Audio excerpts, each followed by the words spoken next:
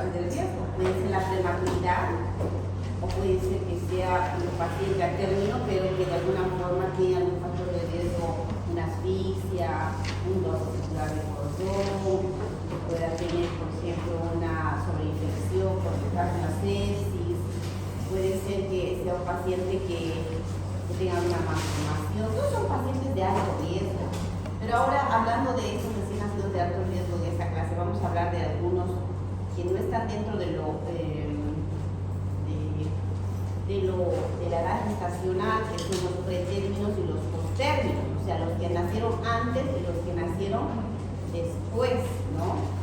Entonces, estos prematuros, que aquellos que nacen de 37 y menos, ¿no?, son aquellos que en realidad por alguna situación de causas que les nombré, nacieron antes de tiempo. Entonces muchos de estos tienen características tanto en su anatomía como en su fisiología, que su manejo va a ser diferente en relación a un niño, a un recién nacido a término.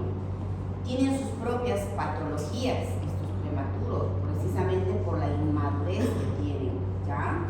Entre las características, por ejemplo, ya habíamos hablado de que el peso normal de un recién nacido, ¿cuánto es? Mayor a 2.500 y menor. Más o menos 2.500 a 4. Entonces, estos nacen antes, pero pesan menos de este peso usualmente, aunque no siempre es la regla. Hay recién nacidos prematuros también de 36 que pesan 2.600, pero que ustedes lo ven cuando ustedes le hacen la evaluación clínica, el Usher, ¿no ve? O el capurro, que hay otro pailar, son técnicas o para, ¿cómo se dice? Tipo test que se hace para valorar la edad gestacional. Uno ve y le dice, no, este es prematuro, porque tiene todas las características del cabello, pabellón, nódulos genitales, cantares de un término, pero su peso está normal. Puede haber esas situaciones también, pero en lo general son recién nacidos cuyo peso está menos de lo que normalmente es de 2.500. La talla, igual, lo normal, ¿cuánto es? 50, más o menos 2 centímetros. Entonces, normalmente está menos de 47 centímetros. El perímetro, bueno, aquí también estamos dando un parámetro que es el perímetro torácico, normalmente está menos de 29. El perímetro craneal, que eso sí habíamos aprendido con ustedes, ¿cuánto es lo normal? 35. 35, ¿no? Entonces, más o menos 2 incluso habíamos indicado. Entonces, de estos normalmente están por debajo, siempre por debajo.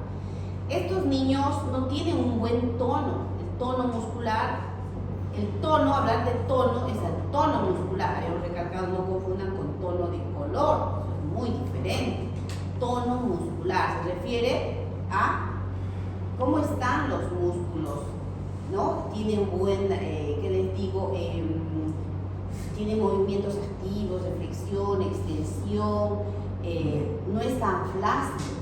En cambio, los prematuros, estos sí están flácidos, bien hipotónicos, precisamente por su inmadurez cerebral, ¿ok? Y entonces sus extremidades están así. Ustedes han visto cuando nace un bebé cómo nace, como la ranita, ¿no? Como que con las manitos así, con los piecitos también como dobladitos, flexionados. En cambio estos no, nacen así, o sea, bien flácidos, ¿no? Entonces, eso es típico de un recién nacido pretérmino. La cabeza, usualmente habíamos dicho que los fetos tienen mayor proporción, ¿no? que en relación al cuerpo. Entonces, ya a medida que va creciendo el bebé, recién va cambiando o proporcionándose en relación al cuerpo. Y usualmente son grandes las cabezas. Los ojos también, no tan prominentes, ¿no? Ahora, los pabellones auriculares los habíamos aprendido en el Usher. ¿Cómo tiene que ser en un término? Que tiene que haber cartílago. En cambio, estos no tienen cartílagos. Y entonces son mal desarrollados. Ustedes les hacen así y se pliegan. O sea, se dobla y no vuelve a soltar porque no hay cartílago. Son características propias de un prematuro. Ahora, lo mismo de los nódulos mamarios, son tamaños pequeñitos, 2 milímetros, 5 milímetros, o sea, son el diámetro del nódulo mamario es bien pequeño. La abdomen suele ser prominente, la piel bien delgada, incluso se ven las venitas, como que estuviésemos viendo debajo de la piel, y tiene un rojo intenso. Pueden tener normalmente cianosis, porque normalmente como tienen problemas no han madurado bien la parte respiratoria, entonces suelen tener cianosis. Y un velito en la piel que es típico de estos recién nacidos, que es el lanugo, ¿no? En genitales, si es femenino, habíamos dicho que los labios menores, si es prematuro, si es a término, los mayores cubren, pero si es prematuro, no, los labios menores son los que sobresalen más en relación a los menores en relación a los mayores. Y si es varoncito, los testículos no están en sus bolsas escrotales, el escroto tampoco tiene las plieguecitos o tiene pocas arrugas, entonces son características que a ustedes viéndolos van a decir, no, este no es a término, es prematuro, ¿sí? Tienen que saber. Bueno, entonces estos prematuros suelen tener problemas respiratorios. Usualmente hay ciertas enfermedades respiratorias que son más características del prematuro. Por ejemplo, la membranohialina, que la vamos a conocer ya como tema en sí, más adelante. La displasia broncopulmonar, porque son cuadros de pacientes que muchos están con oxígeno intubado, con altos parámetros de oxígeno, con requerimientos altos de oxígeno, y que puedan hacer a la larga problemas de displasia broncopulmonar. Problemas cardiovasculares, porque todavía todo este cambio que hay a nivel de cardiovascular, que normalmente habíamos dado en un recién nacido, no se realiza de la manera adecuada y puede haber persistencia de ciertos orificios o conductos, como por ejemplo persistencia del ductus arterioso. A nivel cerebral, estos pacientes suelen hacer problemas de hemorragias intraventricular, leucomalacia periventricular. Son niños que hacen enterocolitis necrotizante, que es un problema que tiene que ver con distensión abdominal, deposiciones con sangre, perforación intestinal. Son niños que no aceptan cualquier leche, niños que hay que dar leches especiales para prematuro, ¿no? Entonces, precisamente por el riesgo que tienen de hacer eso. Fácilmente hacen infecciones intrahospitalarias, porque todo su sistema está todavía inmunológicamente, ¿cómo se dice?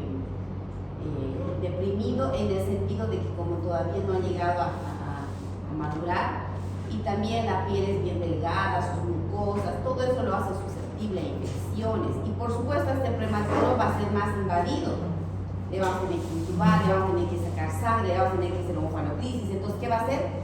Medidas invasivas que vamos a realizar en este bebé, entonces va a tener mayor riesgo de infecciones. Hay un cuadro, la retinopatía de la prematuridad, también propio de los prematuros, que requieren seguimientos hasta grandes, ¿no? Los postérminos, aquellos que están ya más de los 42 semanas, aquellos que se están pasando, como decimos, ¿no? Esos son ya otro grupo de pacientes. Estos también tienen algunas características, como por ejemplo, el peso puede ser normal, no siempre va a ser mayor, puede estar incluso disminuido, eso es algo relativo. Usualmente son más grandes, porque están más tiempo del útero, ¿no? Cabellos tienen ya más crecimiento de todas sus perifaneas, o sea, de su cabello y de las uñitas son más grandecitas, su cabello igual, más abundante. La piel del bebé suele descamarse por tanto tiempo que está en el bebé y en el líquido, entonces muchas veces nace el bebé ya con una piel descamativa. Y muchas veces los bebés, como ya el tiempo y todas estas situaciones hacen que se hagan cajita del intestino, o sea, tienen catarsis dentro del útero, y lo que van a hacer estos niños es que se pigmenten del color de las heces, o sea, verde, ¿no? Y salen así como con un tinte entre amarillento y verdoso la piel de estos bebés que son post-término, ¿no? Entonces uno va viendo sus uñitas impregnadas de color verde amarillento. Son niños que nacen normalmente con los ojos bien abiertos, más alertas, ¿no? Por ya la edad gestacional. Miren esta piel del bebé, ¿ven cómo está ya quebrajada? desgajándose, ¿no? ¿Vio? Esta línea, bien, no sé si se ve ahí. Aquí igual, ¿no? Descamándose. Entonces, pieles agrietadas. Es típico de un post-término. Y estos también tienen problemas, ¿no? Por ejemplo, lo que habíamos dicho, la aspiración de meconio, que estando en un útero por fenómenos de hipoxia o de asfixia, estos niños lo que hacen es hacerse popó, entonces se respiran todo, ingresan a las vías respiratorias y van a tener la aspiración de meconio. Pueden tener también problemas de dificultad de alimentación, hipoglucemia, hipoxemia, trastornos hidroelectrolíticos, acidosis, disproproteinemia, hemoconcentración, la policitemia en estos pacientes. Son cuadros típicos del post-término, pero de lejos está o sea, más frecuente es el síndrome de aspiración mecónica, ¿ya? Más frecuente. Ahora vamos a ver el cuadro en sí de la dificultad respiratoria, pero permítanme, voy a mostrar este video.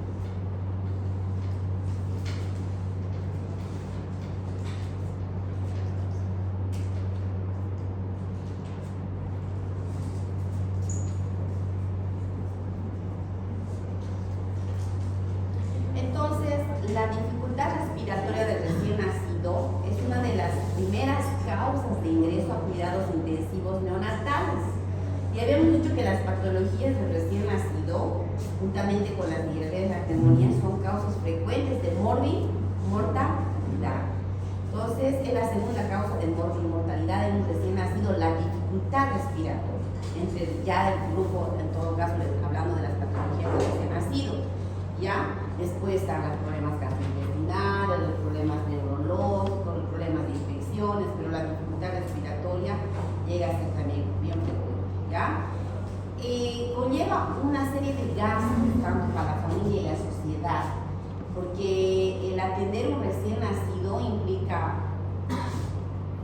qué sé yo, tecnología, uso de incubadoras, uso de la terapia intensiva, uso de medicamentos caros, por ejemplo, este recién nacido prematuro que capaz haga membrana eléctrica, un surfactante, que son medicamentos carísimos para poder ayudar a que respire este bebé. Entonces, el pago de los neonatólogos, los especialistas, entonces, conlleva sí un alto costo, tanto para la familia y la sociedad, ¿ya? Entonces, vamos a ver que hablamos de dificultad respiratoria cuando el recién nacido tiene algunos signos que me van a decir, este niño está con dificultad respiratoria. Nace el bebé y lo veo, está con dificultad respiratoria. ¿Y cuáles son esos signos de dificultad respiratoria? ¿Qué conoce? A ver, antes de que... ¿Qué signos de dificultad respiratoria conoce? Ya, las cianosis, apnea que no respira, ya. Uso de los músculos accesorios, ya. Ya, también. Taquipnea, sí, también. Todos esos son signos de dificultad respiratoria. En realidad la apnea ya es que ya no respira. El estridor laríngeo, ¿no? El aleteo nasal, todos esos son signos. Entonces yo puedo decir, wow, mi paciente está con dificultad respiratoria, ¿no? Entonces, hay una escala llamada escala de Silverman-Anderson. Esta escala me sirve para valorar la dificultad respiratoria de un recién nacido. Entonces, ¿y qué toma en cuenta Silverman-Anderson? Movimientos torácicos. Cuando uno respira, expande y se, ¿no? Es como que ahí está. En cambio, este bebé cuando no tiene dificultad respiratoria, es como que es bien rítmico, ¿no? Respira, tórax, abdomen, respira, ¿no? De forma regular, podríamos decir, y rítmica. Pero cuando hay cierta dificultad, es como que no va a haber esa coordinación, y entonces puede ser un tórax inmóvil y el abdomen en movimiento, tratando de respirar pero por el abdomen, ¿no? O sea, o bien cuando tiene más dificultad, tiene lo que se llama la disociación tóraco-abdominal, no sabe cómo respirar el bebé, y hay esa, ¿cómo se dice, es una respiración como en balancines, o sea, como que trata de meter aire y no poder, digamos, ¿no? Entonces tiene disociación tóraco-abdominal. Tiraje cuando vemos que en las costillitas se le hunde, ¿no? Entonces se le está hundiendo el pechito, decimos, ¿no? Cuando hay ese espacio intercostal entre una costillita y otra costillita, al respirar se le hunde, ¿no? Entonces eso es ¿por qué? Porque ya está haciendo uso, como aquí decía el joven, de los músculos accesorios que tenemos en la parte de abajo para poder meter el aire, ¿ok? En la retracción sifoidea, lo mismo, ¿no? Ya el uso del diafragma, queriendo respirar. El aleteo nasal, ¿no? El uso de esto que hace que se abra las fosas nasales. Quejido, lo mismo. El quejido es ese típico ruido que el bebé produce ante la falta de aire que suele haber. Les voy a mostrar un dibujo en videos, en todo caso, para que más o menos ustedes vean cómo es. ¿Qué ven acá?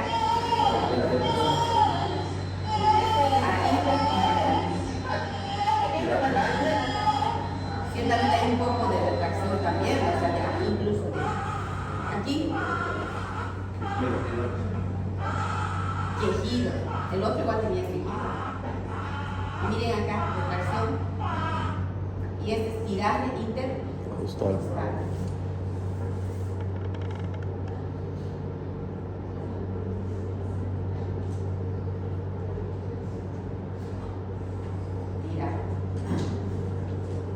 Retracción externar o retracción sifoidea. ¿Veo cómo se hunde? ¿Ok? Entonces esos son signos de dificultad respiratoria. Entonces uno, cuando ve a los pacientes, en base a estos signos uno puede colocar un puntaje. Por ejemplo, si no tiene ninguno de estos, entonces le pongo 0, esto es al revés, el abra. En cambio, cuando tiene algo de tiraje, algo de retracción, algo de aleteo, 1. Pero si tiene muy marcado el tiraje, el quejido, la retracción, el aleteo, 2. Entonces, si tiene muy marcado el sumo 2 más 2 más 2 más 2, ¿cuánto sería? 10. Entonces, si tiene 10, al revés del árbol es perjudicial. Si tiene 7 a 10 o entre 7 a 10, haciendo una sumatoria de los puntos, puede que aquí tenga 2, aquí 1, aquí así. Si tiene 7 a 10, tiene dificultad severa. ¿Sí? Tiene dificultad severa. Por ejemplo, de estos pacientes que todos los hemos valorado, 2 de cada uno, 10. ¿Sí? 10. Si tiene solo entre 4 a 6, dificultad moderada. Si tiene entre 1 a 3, dificultad leve. Si no tiene nada, no tiene dificultad. ¿Ok? Entonces, cuando ustedes vean a un paciente, lo que normalmente se les reporta al médico, el doctor, tenemos un recién nacido de 24 horas de vida, que no sé, con un Silberman de 8, digamos. Ahí ya me da pauta cuán marcada está la dificultad respiratoria. Doctor, tenemos una bronquiolitis, esto también se lo toma en cuenta o en membrana, en cualquier otro cuadro respiratorio de recién nacido. Tenemos con un Silberman de 2, 3, no está mucho, no está leve. Entonces yo me puedo dar una pauta de cómo está la dificultad respiratoria del producto, ¿ya? Entonces normalmente así lo tienen que reportar, ¿ya? Entonces, esto ya habíamos visto cómo era más o menos en la dificultad. ¿Qué va a pasar? Que cuando un bebé al respirar, normalmente lo que estaba lleno de líquido, ¿qué va a meter?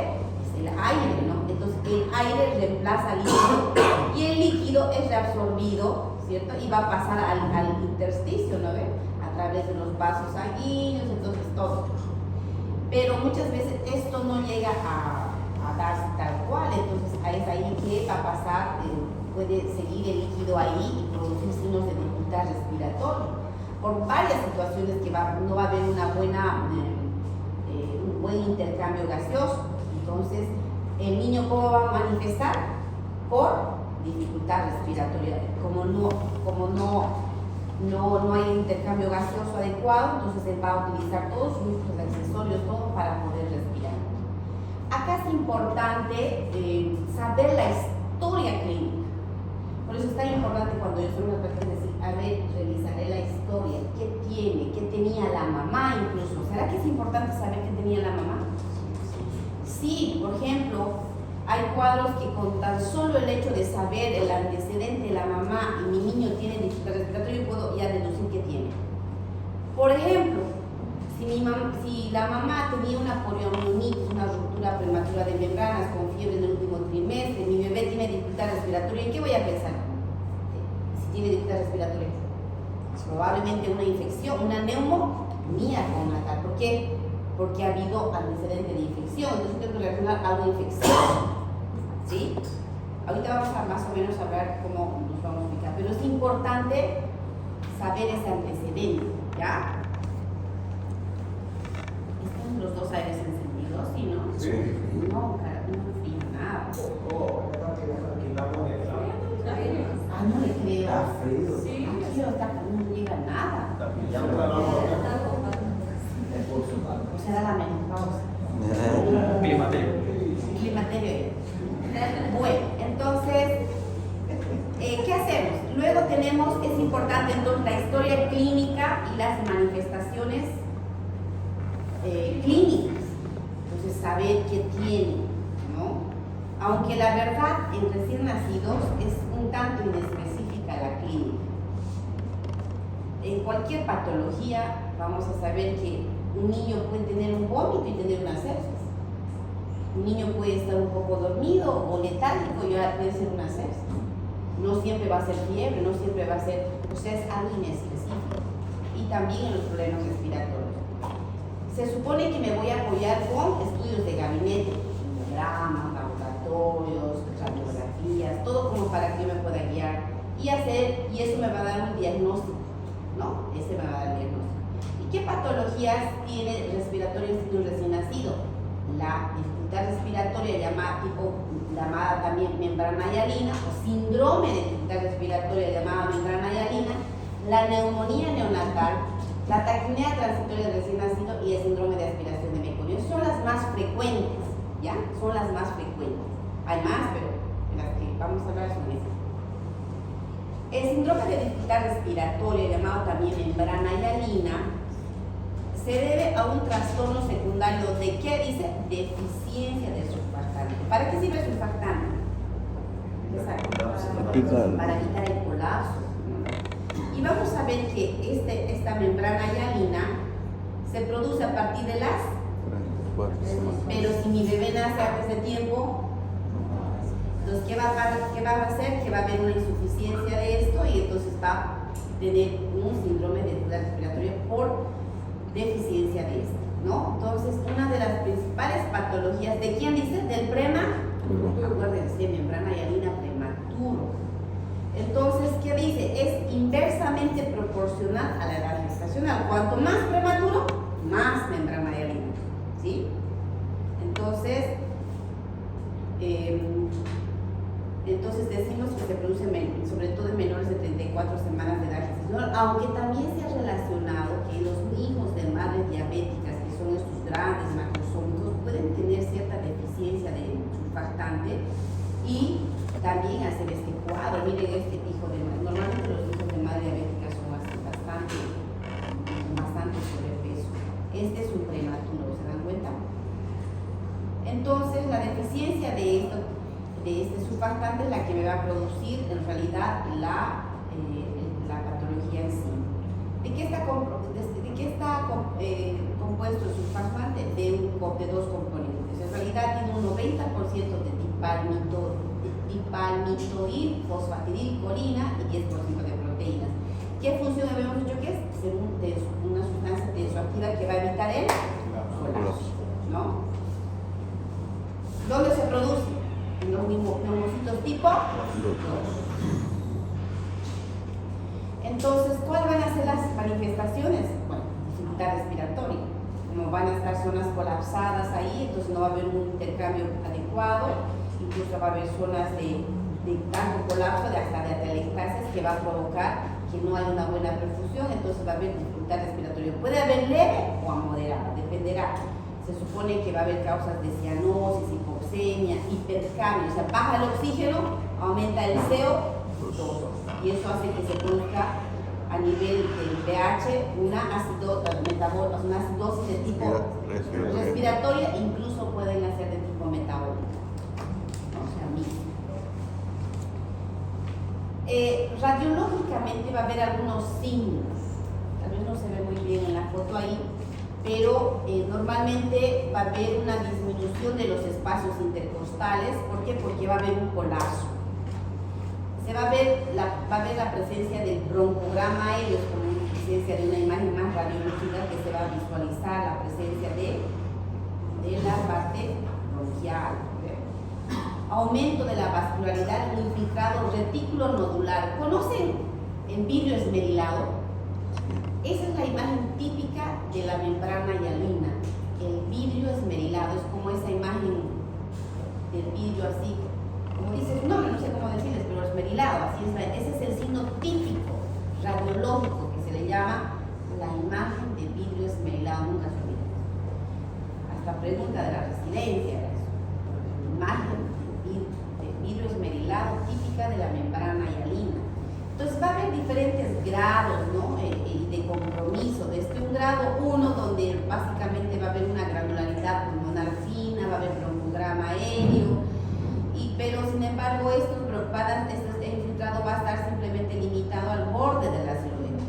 En cambio el grado 2 ya va a ir extendiéndose más, ya va a haber un mayor broncograma aéreo.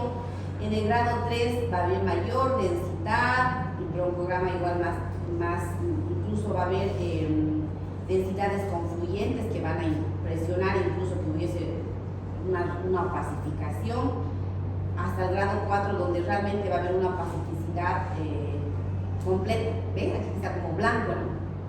Blanco. ¿Cómo se ve el pulmón? Negro, ¿no? O sea, es radiolúcido porque hay aire. En cambio, cuando no hay aire, ¿cómo se ve? Radiopaco. Radiopaco. Entonces, por eso es que aquí, por tanto, colapso alveolar, miren cómo se ve. Blanco, ¿no? Entonces, esos son los signos por eso le llaman a esto como imagen vidrio esmerilado. El tratamiento, va a haber un tratamiento profiláctico y uno específico. Aquellas mamás que están con ya, qué sé yo, una amenaza de parto pretérmino, ¿no? O sea, a estos pacientes se les va a colocar corticoides se les va a colocar. ¿Para qué? Para la maduración pulmonar. Esto va a ayudar a que sus pulmoncitos lleguen a madurar. Normalmente se coloca o betametasona o dexametasona, 12 miligramos de betametasona cada 24 horas o dexametasona igual 6 cada 2 horas por 4 dosis, ¿ya? ¿Qué más? Y en cambio el específico es el surfactante, que es un medicamento caro, que no, eso se tiene que colocar a través de la intubación, se le intuba al paciente, porque si está con membrana hialina no va a respirar, seguramente va a llegar la intubación. Una vez que se le intuba, a través del tubo es que se le conecta el surfactante a través de alicuotas, se llama así de a poco. Es una técnica especial que van haciendo los neonatólogos para que vaya llegando a la vía respiratoria y pueda ayudar a la ventilación, ¿ya? Pero son tratamientos costosos. Entonces, membrana hialina prematuro, membrana hialina deficiencia de surfactante, membrana hialina tratamiento surfactante, ¿no? Entonces tienen que acordarse. Otro cuadro, la neumonía neonatal, es la infección del parénquima. El otro era por carencia de surfactante, pero hacía dificultad respiratoria. Este no, este es por producto de una infección de origen perinatal, o sea, puede ser antes o después. Entonces, hablamos de una neumonía temprana cuando el bebé presenta signos de dificultad y neumonía en todo caso antes de las 72 horas y post tardía cuando son posteriores a las 72 horas, ¿ya? Ahora, hay ciertos gérmenes que me van a orientar en la etiología. ¿Cuáles son? Si yo hablo de una temprana, o sea, antes de las 72 horas, están gérmenes como Streptococo metamolítico del grupo B o Agalactiae, Escherichia coli, Klebsiella. Esos son los 3 gérmenes más frecuentes que producen neumonía temprana. La tardía se produce posterior a las 72 horas y esta tardía usualmente se debe a contaminación, que ha sido intubado, que se vio a ese paciente capaz era solamente prematuro, no tenía ningún riesgo de infección, pero le intubamos, no se tomaron las medidas adecuadas de la bioseguridad y hubo una contaminación intrahospitalaria, una infección, entonces va a ser neumonía posteriormente, entonces una tardía, ¿ok? Entonces, ahí están ya los gérmenes que son intrahospitalarios, el Staphylococcus aureus, el epidermidis, ¿no? O aquellos, los prematuros, ¿qué se les pone? ¿Qué han aprendido a hacer en las prácticas? Ófalo, Clisis. o sea, donde se le pone un catéter umbilical. ¿Esto qué involucra? Guantes, introducción de catéteres, ahí puede haber infecciones. Entonces, estos pacientes pueden hacer neumonía de origen de acá de piel. Entonces, llegan a ser neumonías tardías. Y los atípicos, bueno, que no es ni una y otra, pero que pueden también tener otros gérmenes que la madre pueda tener en el canal de parto, que pueden producir neumonías un tanto atípicas, que son los gérmenes de Chlamydia trachomatis, urocanulolíticos, llamados alovirus, que son neumonías un tanto atípicas que no vienen con lo, como decimos, típico de la etiología, ¿no? O digo, de la clínica. Entonces, el diagnóstico es importante que el antecedente, lo que les decía hace rato, si yo tengo una mamá que tiene cualquier riesgo de infección, fiebre en el último trimestre, infecciones vaginales, urinarias no tratadas, una corionitis, una ruptura prematura de membranas, pensaré que mi bebé sí o sí, o sea, tengo que estar alerta que mi bebé no haga una infección, ¿sí? Entonces, hay rutinas de control posterior. Si tengo esta mamá que está así, hasta mi bebé yo tengo que hacer el seguimiento y hacer un hemograma, una PCR y ver que no haya un dato de infección, ¿sí? Entonces, más aún si ha habido una, si a esto se suma, ya que mi paciente tiene una dificultad respiratoria, ya, pues, ya tendré que sospechar una neumonía. La historia clínica, el cuadro clínico de dificultad respiratoria, capaz a nivel pulmonar, ¿qué escucharé? Capaz, ¿qué son los crépticos? ¿Quién me puede decir qué son los crépticos? Puedes repitarlo. ¿Qué son? A ver, defínanme. ¿Nadie? Ya, yo sé que eso es. Pero, ¿en qué fase de la respiración se produce? ¿Inspiratorio o expiratorio? ¿Qué? A ver, el alveolo, ¿no ve? Cuando en el alveolo hay líquido por cualquier proceso de infección, es como un globito, ¿no?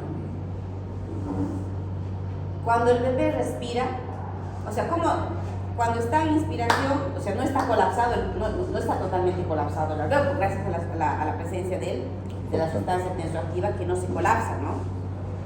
Pero el volumen residual existe ahí, ¿es cierto? Pero si el bebé inspira, ¿qué va a pasar? Se abre el alveolo, ¿sí o no? De lo que estaba capaz cerrado, se abre. Pero si hay líquido, edema, ¿no? Trasudado, exudado, como quieran llamar, a nivel del alveolo, ¿qué va a pasar? Ese despegamiento de las paredes con la presencia de líquido a nivel, o trasudados a nivel del alveolar, va a producir ese ruido típico de crépito. ¿Me entienden? Porque se está despegando las paredes y ese despegamiento con la presencia de ese exudado va a producir el ruido típico. Como de la olla hirviendo, dice usted, a ver, háganse este ruido ahí a las mujeres, entonces pero claro, los varones no van a poder. Pero, a ver, hagan las mujeres, ahí has oído, no se olviden nunca, ahí yo froto el pelo, ese típico ruido, pues si no quieren hacerlo no lo hagan, pues no van a saber que es un crépito. Entonces, es ese típico ruido que se escucha a un recién nacido cuando tiene crépitos, así bien finito. Entonces, crépito, que normalmente es inspiratorio, pero ya a la larga cuando termina este ruido hasta puede ser expiratorio, pero normalmente es inspiratorio. En cambio, la sibilancia, ¿qué es? Expiratorio, pero la sibilancia se va a producir no por aquí, sino por la presencia de secreciones a nivel de los bronquiolos finos. Entonces va a haber un edema de pared, hipersecreción, broncoconstricción. Entonces, en vez de ser así el lumen, va a ser así, ¿sí? Entonces, el bebé va a respirar, va a inspirar, va a poder respirar, porque la inspiración es un fenómeno activo, ¿sí o no? Yo puedo escucharme, pero la expiración ya no es un fenómeno activo, es más pasivo, entonces no va a poder sacar. Entonces, ese pasaje de aire que ha ingresado no va a poder salir. Y entonces, por eso es que en la bronquiolitis y en el asma existe un atrapamiento aéreo, porque si bien entró, no sale porque está lleno de secreciones. Eso es diferente. En cambio, el crépito es aquí, con la presencia de secreciones a nivel alveolar, producto de la separación de las paredes alveolares que produce ese típico ruido llamado crépito, ¿ya? Entonces, estos pacientes con neumonía pueden hacer crépitos a nivel alveolar. Puede haber infiltrados a nivel, pulmonar, bilaterales, difusos, pero llega un momento que estos pueden incluso confluir a ser ya un problema de neumonía, ¿no? Neumonía, donde va a tomar todo un lóbulo, ¿sí? Entonces, ahí ya es otra la clínica, ¿no? Cuando hay neumonía consolidada, son los lugares. Ya eso es semiología, ya, según han debido llevar ustedes bien, han llevado o neumología. Entonces, los estudios radiográficos es importante, ¿no? Ahí ya para ver si está haciendo una neumonía con una neumonía el bebé o es una bronconeumonía porque está tomando de manera bilateral. Laboratorialmente, ¿qué vamos a encontrar? Leucocitosis con predominio de neutrófilos, aunque no es la regla, les debo decir. A veces también es a predominio de linfocitos y es un proceso viral. Y los reactantes de fase aguda son positivos. ¿Qué reactantes de fase aguda conocen? No se duerman. ¿Cuál? PCR. ¿Qué es la PCR? ¿Ah? ¿Cómo? La proteína C reactiva. Proteína C reactiva. ¿Y dónde se produce la proteína C reactiva? El hígado. ¿Por qué se produce? ¿Por qué? ¿Gracias a qué? Interleuquinas. ¿Qué interleuquinas se producen en la inflamación? La 1, Y la la 6, ¿qué más? Factor de necrosis tisular también, ¿no? Entonces son interleuquinas que de alguna forma van a contribuir a que se produzca a nivel del hígado esta proteína, y esta va a ser como un marcador. Cuanto más positiva y más alta, más infeccioso, y cuanto más alta, probablemente bacteriana, ¿no? Esa es más o menos la idea. Entonces, el paciente, ven acá, está haciendo como una neumonía aquí, ¿no? Acá, aunque también aquí puede haber, hay como cierta pacificación, pero aquí sobre todo se tiene un infiltrado denso alveolar en uno o ambos campos. Y a estos pacientes hay que hacerles controles radiológicos cada 48 horas. Muchas veces en una primera etapa no va a estar la neumonía, hay que hacerles normalmente 48 horas después, ver si hay este riesgo de infección de la mamá. 48 horas después le dan un control, al ratito a veces no se produce, pero tengo que hacer el seguimiento, ¿ya? Entonces, ¿el tratamiento qué es? Antibiótico, porque es una infección. Entonces, ¿qué voy a darle? Ampigenta. ¿Por qué ampigenta?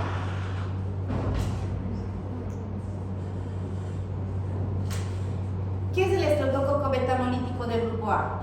Del grupo B. Gran positivo. Entonces, tengo que darle la ampicilina para eso. ¿Ok? Y para la Klebsiella y la Escherichia, tengo que darle uno que le cubre los gram negativos. ¿Qué se da? La agenda visible. Por eso que tienen que cubrir tanto gram positivos como gram negativos.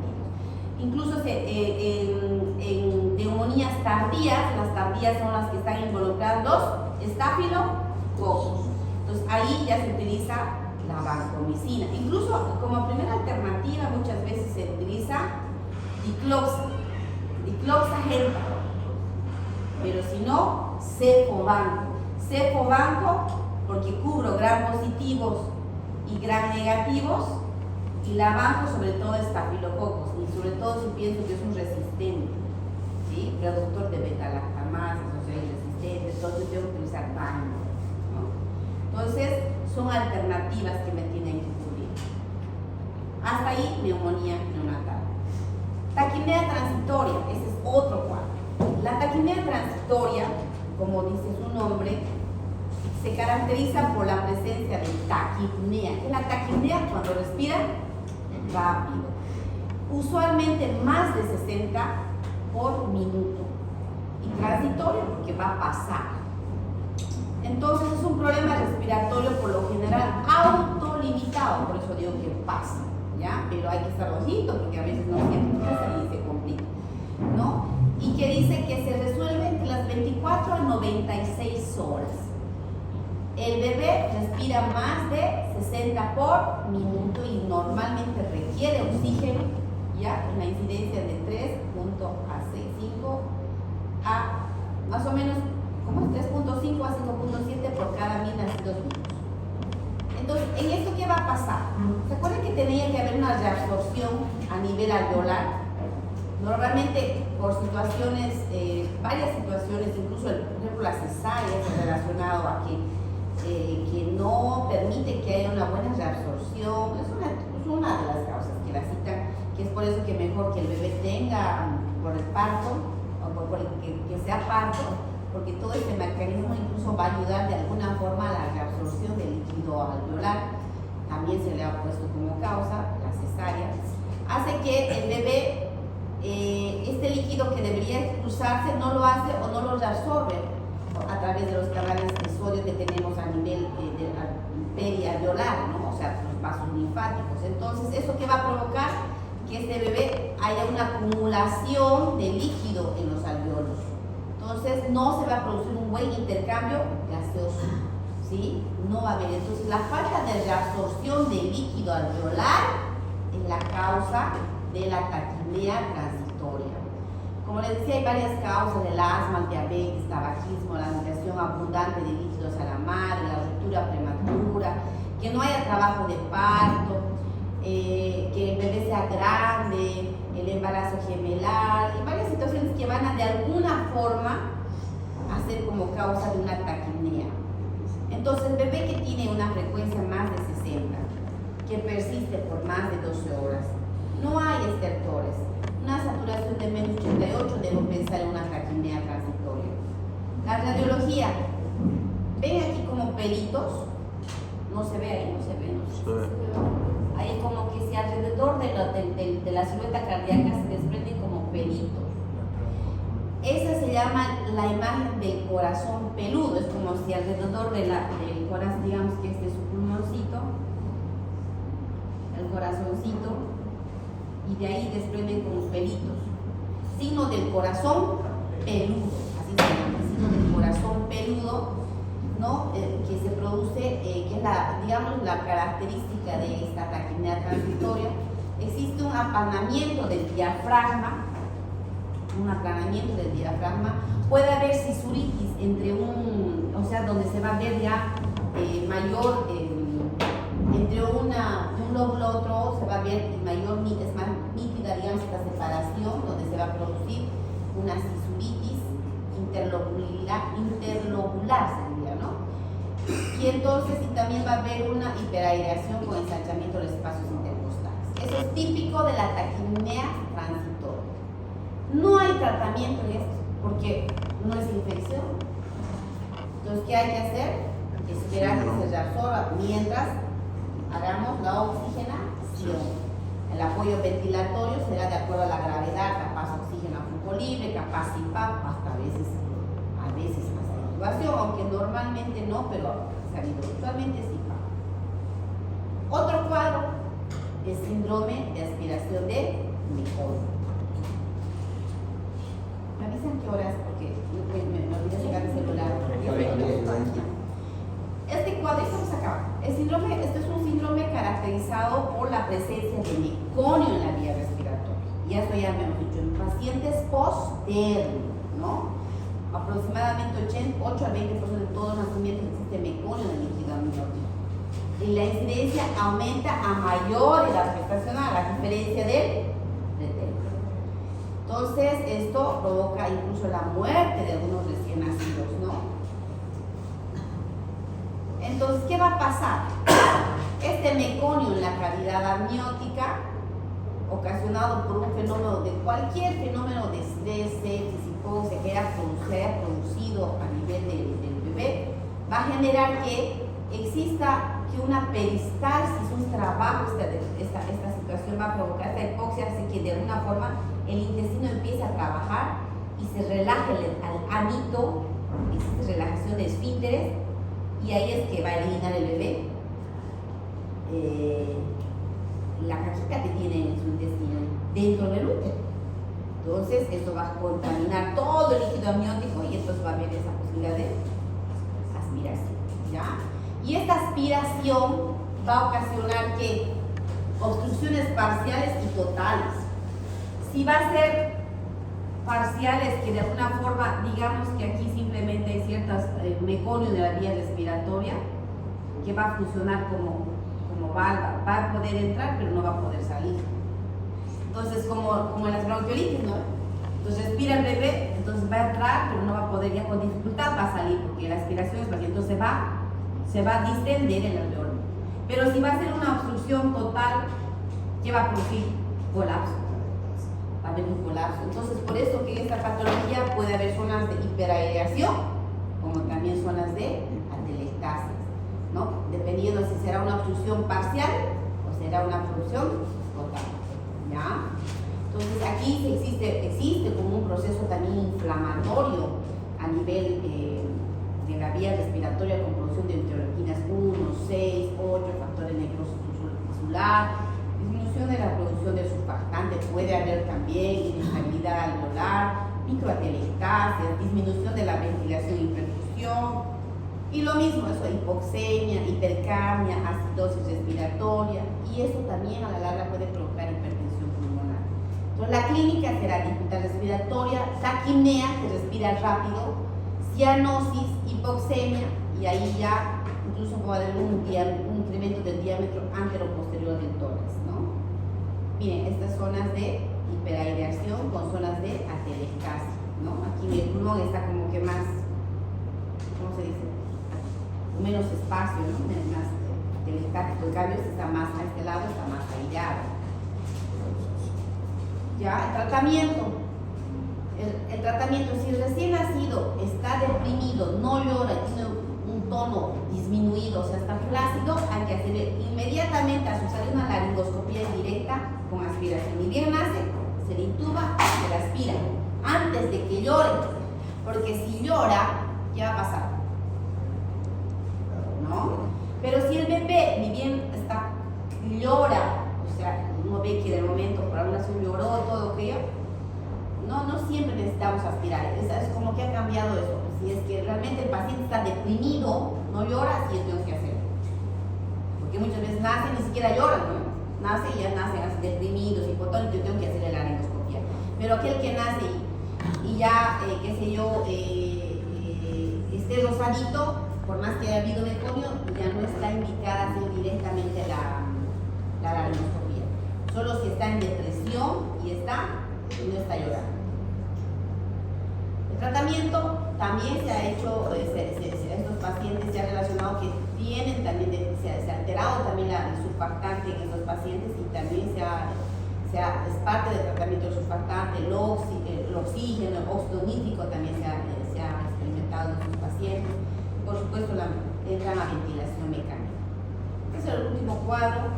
donde hacen diferencias entre la síndrome de respiratorio, la neumonía, taquipnea y síndrome de aspiración meconial, cómo con los antecedentes me van a ayudar a saber en qué se trata.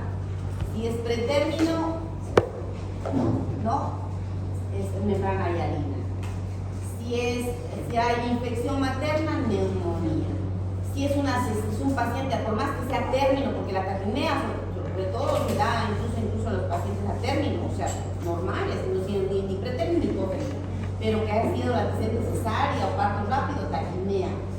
Y aspiración meconio si ha habido sufrimiento fetal y es posttérmino, ¿no? Entonces como que te da la pauta para poder guiarte cuál es cuál, ¿ya?